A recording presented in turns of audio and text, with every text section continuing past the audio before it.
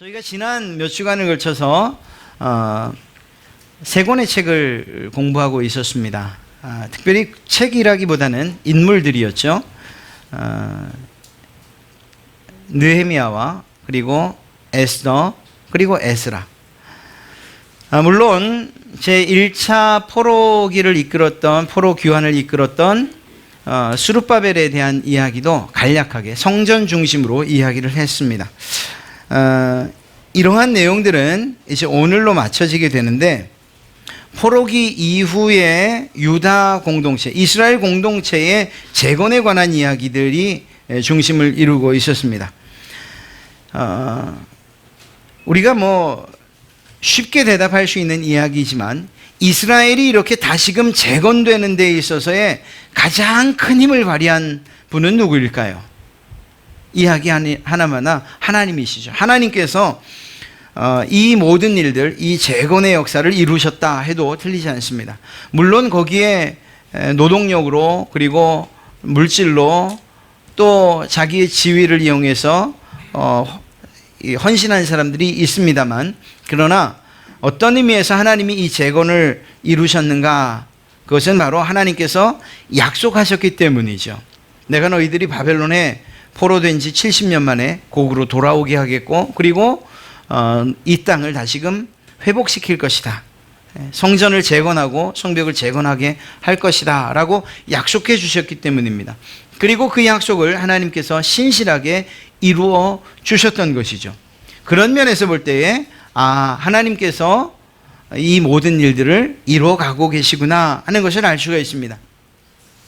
뿐만 아니라 그 배경에 있어서도 하나님의 놀라운 역사가 있습니다. 국제정세의 변화가 일어나죠. 바벨론이 그때까지는 가장 강력한 그러한 나라였습니다. 그러나 이 바벨론의 세력이 무너지고 그 뒤에 메대와 그리고 파사, 즉 페르시아가 일어나면서 식민지에 대한 정책이 바뀌죠. 그래서 고레스 왕 때, 페르시아의 고레스 왕 때에 귀환 정책을 펼치기 시작합니다. 이것은 이스라엘 백성들에 대한 이야기만은 아니었고요, 포로로 잡아왔던 모든 사람들에게 허락된 그러한 일이었습니다. 이렇게 고국으로 돌아갈 수 있는 기회가 생겼던 것입니다. 뿐만 아니라 특별히 느헤미야를 통해서 성전 재건에 필요한 물자들도 공급해 주기로 약속받습니다. 고향으로 돌아가는 길까지 친히 호의를 받기로, 보호해 주기로 이러한 약속도 받습니다. 뿐만 아니라 바벨론에 의해서 강탈되었던 성전의 기구들, 이 기구들도 돌려주기로 합니다. 이렇게 고레스의 마음을 움직이신 하나님, 그 하나님 때문에 이스라엘 백성들이 고국으로 돌아오고, 고국으로 돌아와서 할 일들과 물자들 그리고 예배에 필요한 기구들까지 다 되돌려 받게 되는 거죠. 그러니까 조금 높은 곳에서 보면 이스라엘의 재건은 하나님께서 약속하신 것을 이루신, 하나님께서 이루신 일이다, 이렇게 말할 수 있습니다. 그러나 그럼에도 불구하고 결정을 하고 또 그 일에 동참해야 했던 이들, 그들은 바로 이스라엘 사람들이었다는 거죠. 누차 말씀드리지만 70년의 생활이 끝난 이후에 고향으로 돌아간다는 것은 참 쉽지 않은 일입니다. 예레미야서를 오늘 저희가 새벽 예배 때 마쳤는데, 그 말씀을 보면 바벨론 사람들이 유식한 사람들, 힘 있는 사람들, 유력한 사람들은 다 잡아갔어요, 포로로. 그런데 남겨둔 사람들은 약하고 가난한 사람들, 그래서 그들이 결국 무엇을 하는가? 농부로 지내거나 포도원 지기로 지낼 수밖에 없는 그런 사람들만 남겨놨습니다. 그러니 황폐되어 버린 그 땅이 재건되거나 살만한 곳으로 만들어졌다, 회복됐다 기대할 수 없는 것입니다. 70년 동안 내가 살았던, 비록 종으로 살았던, 포로로 살았던 바벨론이 훨씬 살기에는 편안한 곳이었고, 또 그곳에서 삶의 터전을 이루었기 때문에 떠난다는 것이 쉽지 않았죠. 그럼에도 불구하고 하나님께서 허락하신 이 기회를 놓치지 않고 고향으로 돌아간 사람들이 꽤 많았습니다. 3번에 걸쳐서 돌아가게 되죠. 스룹바벨과 함께, 에스라와 함께, 느헤미야와 함께. 이렇게 3번에 거쳐서 고향으로 돌아갑니다. 스룹바벨과 함께 돌아온 사람들이 처음 한 일이 무엇입니까? 성전을 재건합니다. 성전을 다시금 건축합니다. 많은 방해가 있었어요. 그래서 멈춰지기도 했었습니다만 그 성전이 재건돼요. 솔로몬의 성전과 비교해보면 초라하기 그지없죠. 규모나 모양에 있어서도 너무나 보잘것없어요. 그러나 그들은 그 성전을 짓고 감격해서 울어요. 왜? 이제 우리가 하나님께 예배할 수 있는 곳이 생겼다는 거예요. 지난 70년 동안 바벨론 밑에서 제대로 예배하지도 못하고 하나님께 제대로 된 이 제사 한번 드리지 못했었는데 이제는 그 제사를 드릴 곳, 예배할 곳이 생긴 거잖아요. 비록 초라해도 보잘것없어도. 자, 그렇게 된 이후에 느헤미야를 통해서 또 다른 재건이 일어났는데 그것은 바로 성벽과 불타버린 성문에 관한 재건이었습니다. 성전이 지어졌지만 외부에서 계속 침입해오는 이 일들을 막을 수가 없었어요. 성벽이 없었기 때문입니다. 그러나 52일 만에 이 성벽과 그리고 성문을 재건하는 일을 마치게 돼요. 이스라엘 백성들의 그 열의가 얼마나 뜨거웠는가 잘 알 수 있습니다. 그런데 여러분 아십니까? 이 시작, 스룹바벨의 성전 재건부터 성벽과 성문이 재건되기까지 대략 몇 년이 걸렸는가? 85년이라는 시간이 걸려요. 우리가 생각했던 것보다 훨씬 긴 시간이에요. 그러니까 가만 생각해 보십시오. 70년의 포로 생활을 하고 돌아와서 꿈과 희망을 가지고 이제 하나님께 온전한 예배를 드리고 그리고 자유로운 내 땅에서 내가 예배하리라 라고 왔던 그들이 어찌 보면 참으로 힘들고 어려운 노동과 그리고 건축 사업에 투자를 하고 그 결과를 미쳐보지 못한 채 죽은 사람들도 많다는 걸 알 수가 있습니다. 이렇게 많은 시간이 걸리고 또 그 영광의 순간을 보지 못한 사람들도 있었지만 모든 사람들이 합심해서 결국은 성전 재건부터 성벽, 성문 재건까지 완수를 해내게 됩니다. 이제 이 모든 일들이 마무리된 이후에 그리고 나서 이스라엘 백성, 하나님의 백성들이 과연 무엇을 해야 되는가에 대한 대답을 오늘 읽은 8장, 9장, 10장이 하고 있는 거예요. 여러분 이제는 예배드릴 성전이 마련이 되었고 밖의 적으로부터 침입받지 않을 수 있는, 보호받을 수 있는 성벽과 성문이 만들어졌어요. 이때에 이렇게 모든 하드웨어가 그리고 건축이 완료된 이때에 과연 이스라엘 공동체는 무엇을 해야 되는가? 8장부터 10장까지의 내용을 요약해 보면 이스라엘 백성들에게 있어서 중요한 것을 이들이 잊지 않았구나 하는 것을 알 수 있게 됩니다. 그리고 우리는 그 내용을 살피면서 하나님께서 우리에게 주시는 그러한 은혜와 메시지를 듣게 될 줄로 믿습니다. 8장부터 10장을 요약하면 그렇습니다. 8장의 시작은 오늘 우리가 읽었던 것처럼 이스라엘 자손들이 요청하는 것으로부터 시작됩니다. 하나님의 말씀을 듣고자, 율법을 듣고자 요청하는 것으로부터 시작됩니다. 그래서 수문 앞 광장으로 모여들지요. 그리고 학자 에스라, 성경학자 에스라를 초대해서 하나님의 말씀, 그 율법책을 낭독해 주기를 요청합니다. 기쁜 마음으로 에스라는 이 일에 응합니다. 그리고 와서 율법책을 펴고 그리고 그것을 낭독합니다. 그러자 백성들이 하나님에 대한 경외심을 표현해요. 그것이 오늘 읽었던 5절과 6절에 있는 그러한 말씀입니다. 에스라가 모든 백성 위에 서서 그들 목전에 책을 펴니 책을 펼 때에 모든 백성이 일어서니라. 에스라가 위대하신 하나님 여호와를 송축하며 모든 백성이 손을 들고 아멘 아멘 하고 응답하고 몸을 굽혀 얼굴을 땅에 대고 여호와께 경배하니라. 여러분, 우리가 예배 때에 우리 잠시 일어나잖아요. 이게 어떤 의미입니까? 다리가 쥐가 날라 그러니까 한 번 일어섰다가 이렇게 풀고 또 앉았다가 이걸까요? 예배 드리고 나니까 이제 아유 다리 저린 것 같아. 마지막 때 축도할 때 일어나서 그게 아니고요. 이 일어선다라는 것은 존경심을 표현하는 것입니다. 경외감을 표현하는 거예요. 사실 그런 의미에서 우리가 정말 이 사람들, 이 이스라엘 백성들이 드렸던 예배를 생각한다면 우리의 예배는 처음부터 끝까지 하나님 앞에서 서서히 드리는 예배가 되어야 돼요. 하나님의 말씀이 선포되어질 때에 그 말씀이 하나님의 말씀으로 들려진다는 사실을 우리가 알고 또 믿는다면 그 말씀을 앉아서 혹은 그런 분이 계시단 게 아니에요.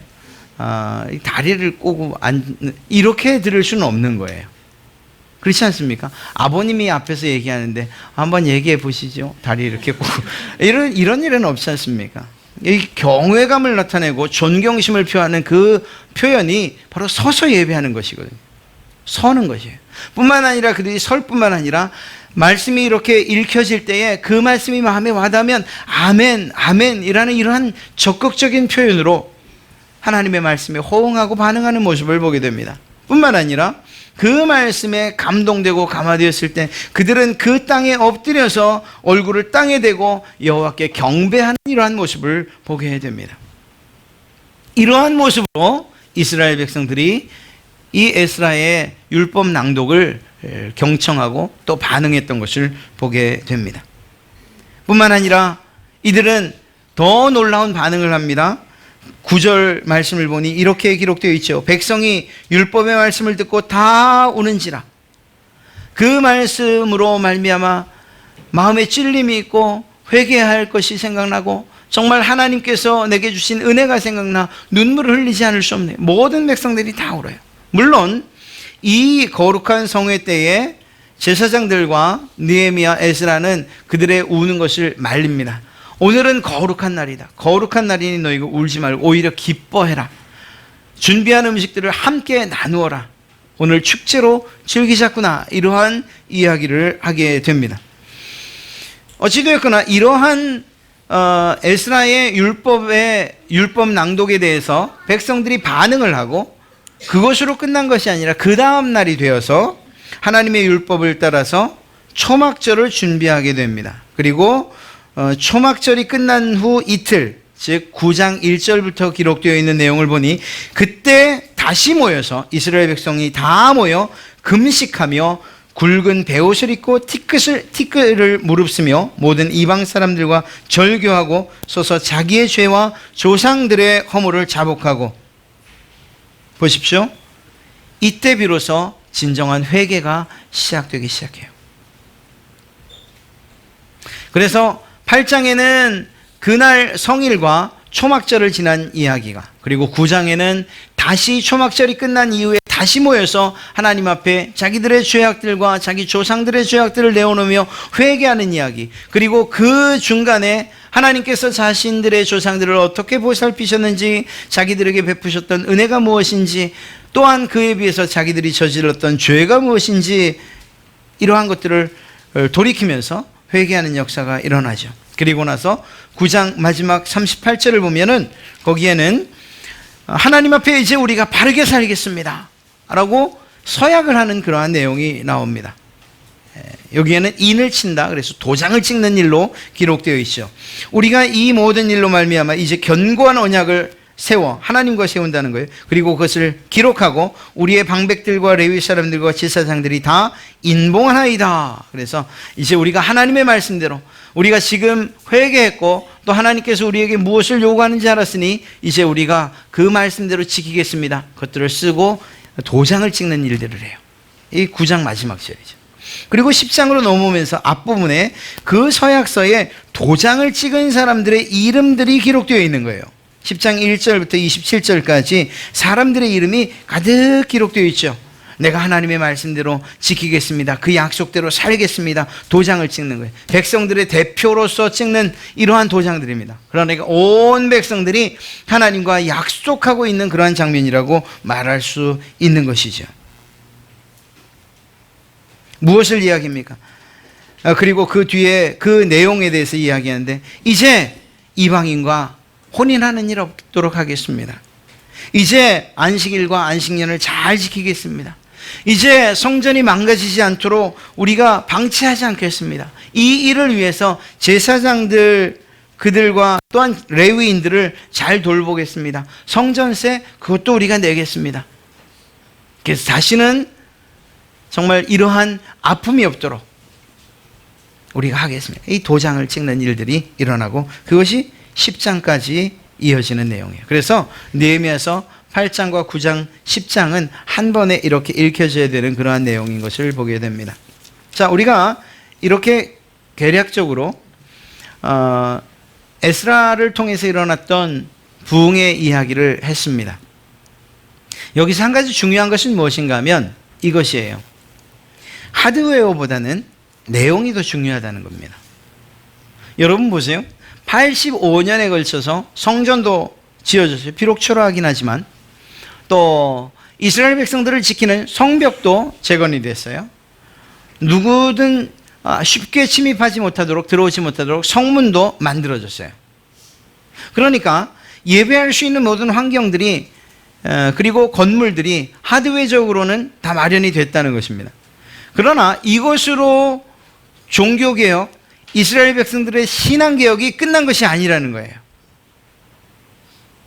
좀 더 살펴보면 이 느헤미야서의 8장과 9장, 10장은 각기 다른 시기에 일어난 일이지 않을까라는 이러한 연구가 있고 또 그것이 어느 정도는 맞아요.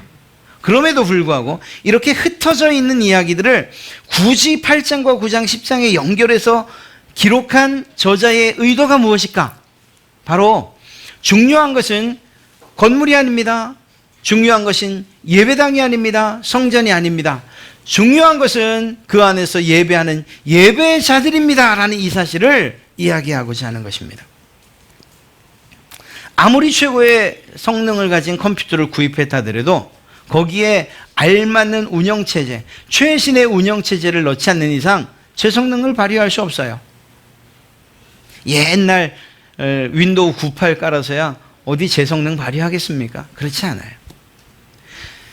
아무리 하드웨어가 훌륭해도 거기에 합당한 소프트웨어가 있어야 되는 거예요. 이것을 우리 교회에 적용시킨다면 더 적극적으로 말씀드릴 수 있어요. 비록 우리의 예배할 수 있는 공간이 이렇게 예배당이 혹여 없다 하더라도 하나님께 예배드리고자 하는 뜨거운 마음을 가진 그리고 하나님 앞에서 그 말씀에 반응하는 그러한 성도들이 있다면 그것이야말로 훌륭한 예배의 처소요, 예배의 장소다 이렇게 말할 수 있는 것입니다. 오늘 그걸 이야기하고 있는 거예요. 여러분 이것을 돌이켜서 한번 생각해 보십시오.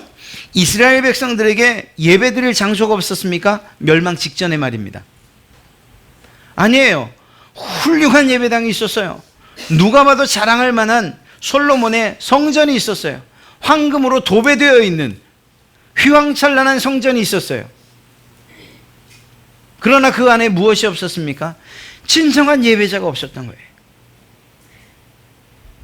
그 안에서 하나님께 예배하는 일들이 아니라 이방신들에게 예배하고 그들을 숭배하는 일들, 이런 우상 숭배가 만연했어요. 그러니 그 성전은 아무런 의미가 없는 그저 건물에 지나지 않는 그러한 것이 되고 말았던 거죠. 지금도 마찬가지 아니겠습니까? 우리가 이렇게 좋은 예배당에서 편안한 환경 가운데 좋은 환경 가운데서 예배해요. 그러나 이것 하나만이 중요한 것이 아니라니까요. 혹여 우리가 에어컨도 없고 땀을 삐질 흘리면서 드려야 하는 그러한 예배의 공간이라 하더라도 그 안에서 뜨거운 마음을 가지고 하나님의 말씀에 반응해서 때로는 아멘이라고 때로는 무릎을 꿇어 경배하며 하나님을 찬송하는 이러한 일들이 있다면 그곳이 하나님이 더 기뻐하시는 예배의 장소요, 예배의 그러한 현장이라는 사실을 우리는 기억해야 된다는 것입니다. 성전도 중요합니다. 예배당도 중요합니다. 예배를 위한 장소도 중요합니다. 그러나 그보다 더 중요한 것은 그곳에서 예배하는 사람들이 어떤 마음을 가지고 하나님 앞에 예배하는가, 이것이 더 중요하다는 사실을 오늘 이야기하고 있는 거예요. 또 한 가지는 이 개혁운동이 에스라 한 명의 주도하에 일어난 것이 아니라는 거예요. 에스라는 에스라서 7장 6절과 또 10절 말씀을 보면 매우 훌륭한 사람임에 틀림없습니다. 이 에스라가 바벨론에서 올라왔으니 그는 이스라엘의 하나님 여호와께서 주신 모세 율법에 익숙한 학자다. 하나님의 말씀에 대해서 정통하고 또 연구하는 데 있어서 훌륭한 학자예요. 그는 그의 하나님 여호와의 도우심을 입음으로 왕에게 구하는 것을 다 받은 자다. 하나님께서 직접적으로 도와주신 사람이에요.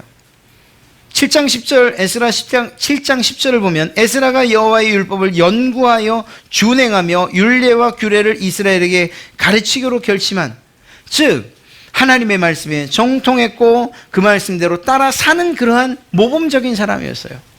에스라의 영향력이 매우 컸다라는 걸 말씀드리는 거예요. 그러나 적어도 오늘 느헤미야 8장부터 10장 안에 있는 이 내용 안에서 일어난 신앙개혁, 신앙의 부흥운동은 느헤미야 한 사람으로 인해서 일어난 것이 결코 아니에요. 오히려 느헤미야는 그저 초청받아 하나님의 말씀을 읽고 낭독한 것 외에는 한 게 없어요. 오늘 말씀들을 우리가 8장 1절부터 12절을 잘 살펴보면 거기에는 백성들이 어찌어찌 했다는 내용들이 더 많이 나옵니다. 백성들이 모여들었어요. 그 백성들이 율법책을 가져오기를 부탁했어요. 낭독되는 율법에 그 백성들이 귀를 기울였어요. 율법책 앞에서 그것이 읽혀지고 펼쳐져 읽혀질 때에 백성들이 일어났어요. 아멘으로 백성들이 응답했고 그 백성들이 얼굴을 땅에 대고 하나님께 경배하는 일들이 일어났어요. 그 백성들이 말씀을 듣고 우는 일들이 일어났고 울다가 에스라의 가르침과 느헤미야의 가르침을 따라서 그들이 가고 먹고 마시고 나누어 주고 즐거워한 이 모든 일들, 이것이 백성들에 의해서 이루어졌다는 사실입니다. 그리고 성경의 그 단어를 살피면 그것은 피동적이 아니라 매우 수동적으로, 즉 자발적인 뜻에 따라서 이루어진 일이라고 그러한 단어를 사용하고 있는 것을 보게 돼요. 보십시오.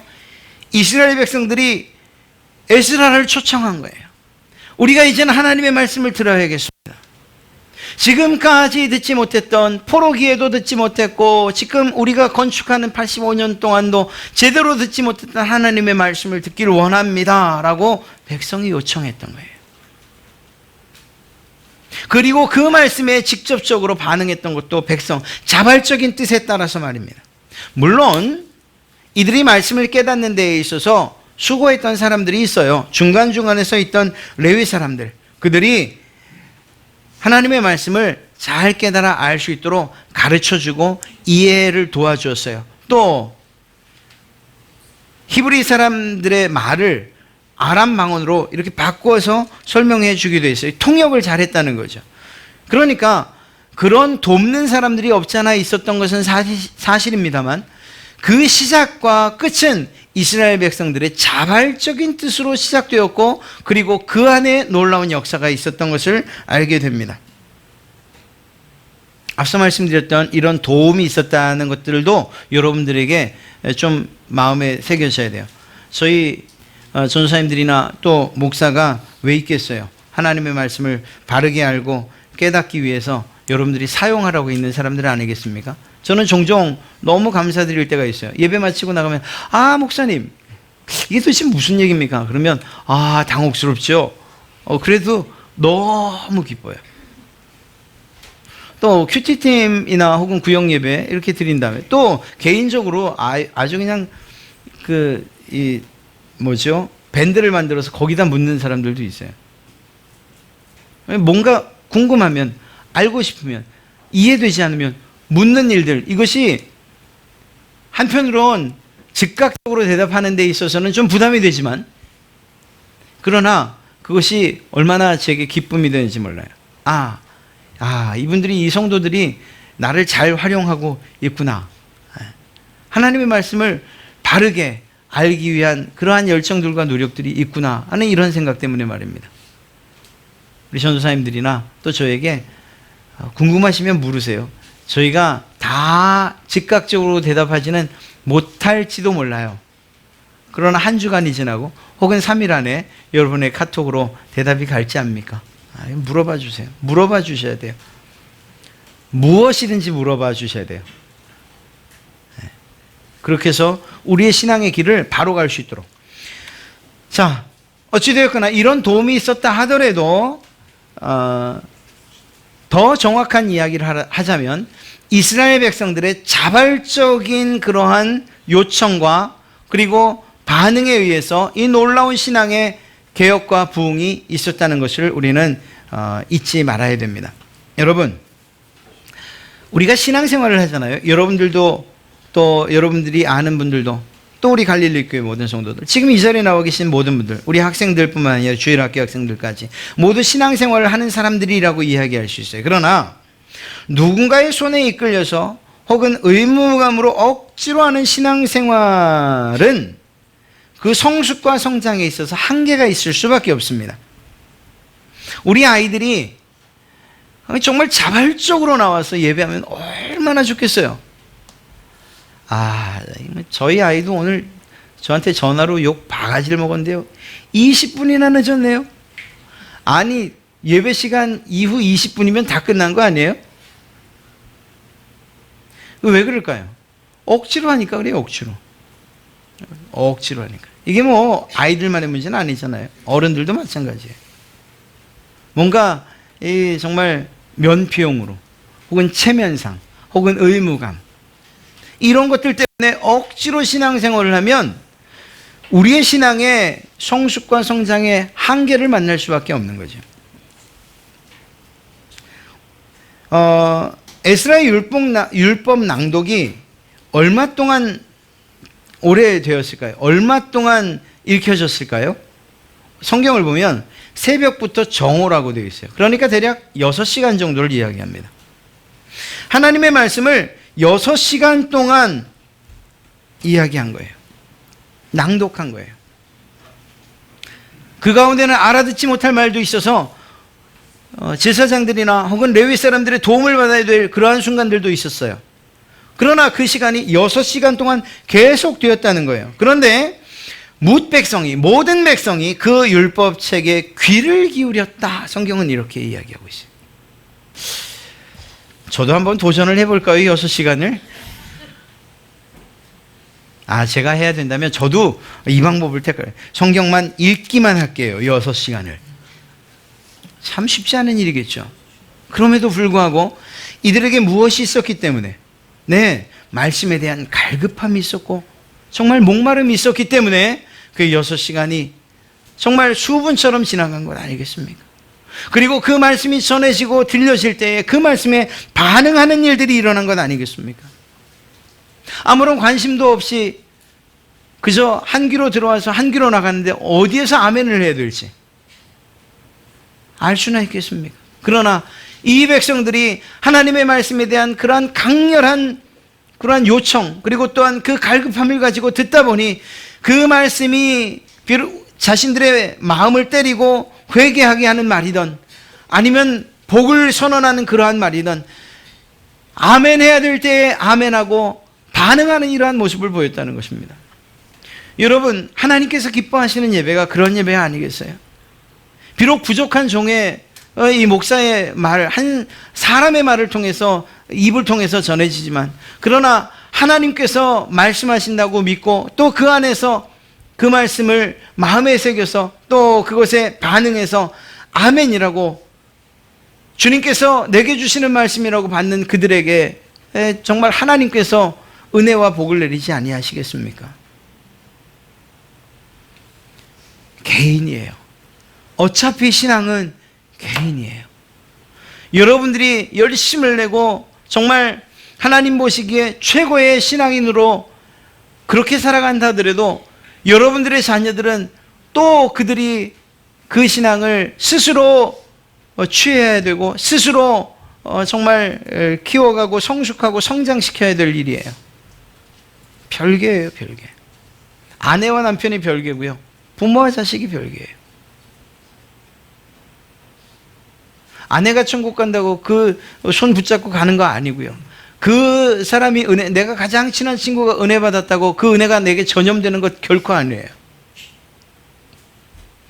그러니 오늘 말씀을 보면서 우리가 정말 가장 먼저 새겨야 될 것이 있다면 내가 이스라엘 이 백성들처럼 하나님의 말씀에 대한 갈급함과 갈증이 있어야겠다라는 이러한 심령으로 예배에 참여해야 되는 거예요. 그런 마음으로 정신 정말 바짝 차리고 정말 졸리면 그 전날 좀 일찍 주무시고요. 미리미리 준비하셔서 그렇게 해서 하나님의 말씀을 하나라도 놓치지 않기 위한 노력들이 우리에게 있어야 되는 거죠. 그때 비로소 우리의 귀 위에 들어온 그 말씀 때문에 아멘으로 반응하고 때로는 눈물로 반응하고 때로는 엎드려 경배하며 두 손 들어 경배하는 이러한 일들이 있게 될 줄로 믿습니다. 사랑하는 성도 여러분, 이스라엘 백성들이 하나님의 말씀에 반응해서 울기 시작해요. 마땅한 반응이에요. 그러나 참 이상한 명령을 내리지요. 느헤미야와 에스라가 말해요. 제사장들이, 여러분 오늘은 울 날이 아닙니다.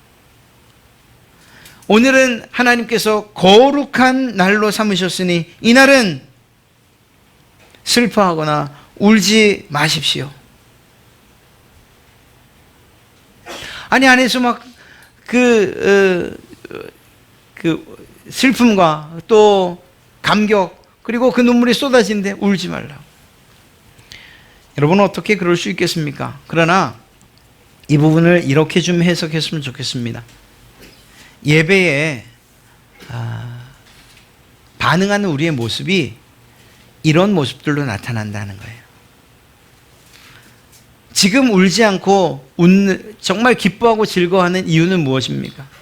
그들에게 진정한 위로가 되고 진정한 힘이 되고 능력이 되는 하나님의 말씀이 선포되어지고 있다는 사실, 그리고 그 하나님께 예배하고 있다는 이 사실은 울 일이 아니라는 거예요.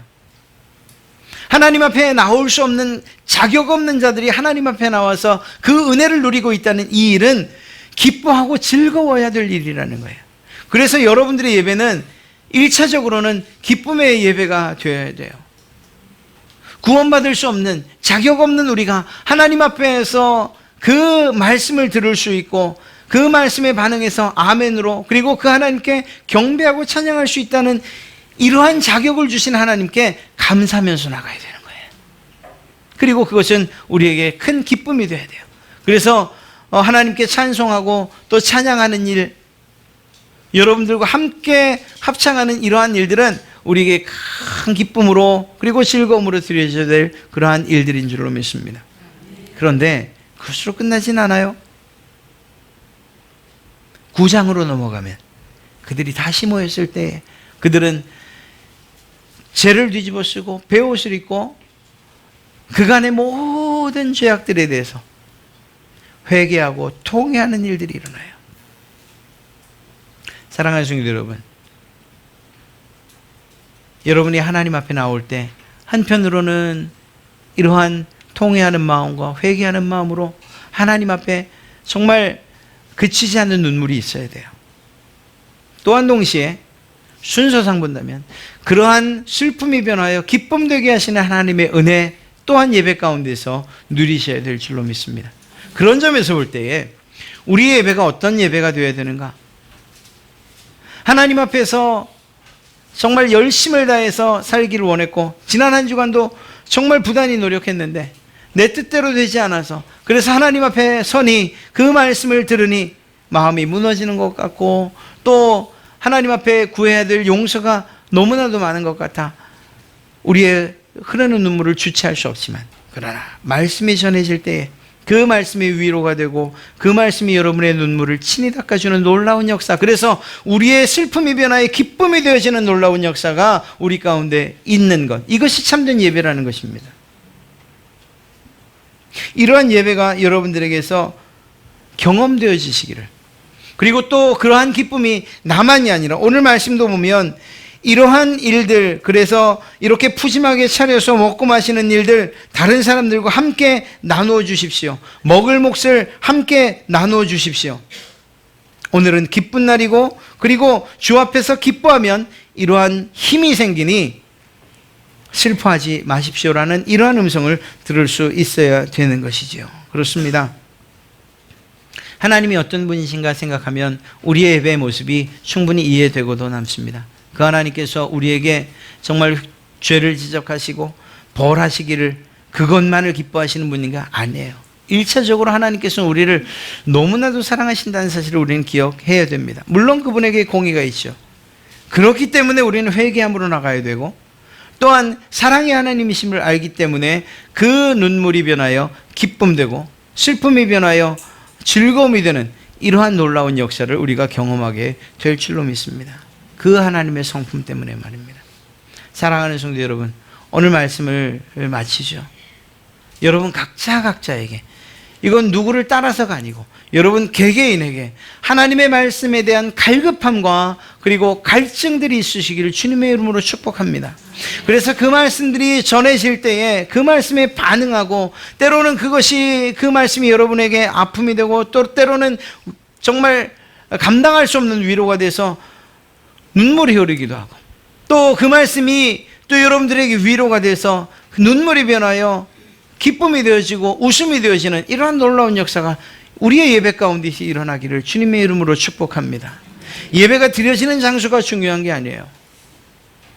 이 정도면 너무너무 훌륭한 장소 아니겠습니까? 혹여 이보다 더 못한 곳에서 예배하는 그러한 경우가 생긴다 할지라도 환경 때문에 불평하거나 낙심하지 마시고, 오히려 드려지는 내가 제물로 드려지고 또 예배자로 드려지는 내가 더 중요하다 생각해서 하나님 앞에서 마음과 전심을 다해서 말씀에 경청하시고 그 말씀에 반응하시고 그 말씀이 여러분들에게 은혜와 복이 되어지는 놀라운 역사가 있는 그러한 살아있는 예배를 드리는 그러한 여러분 되시기를 주님의 이름으로 축복합니다.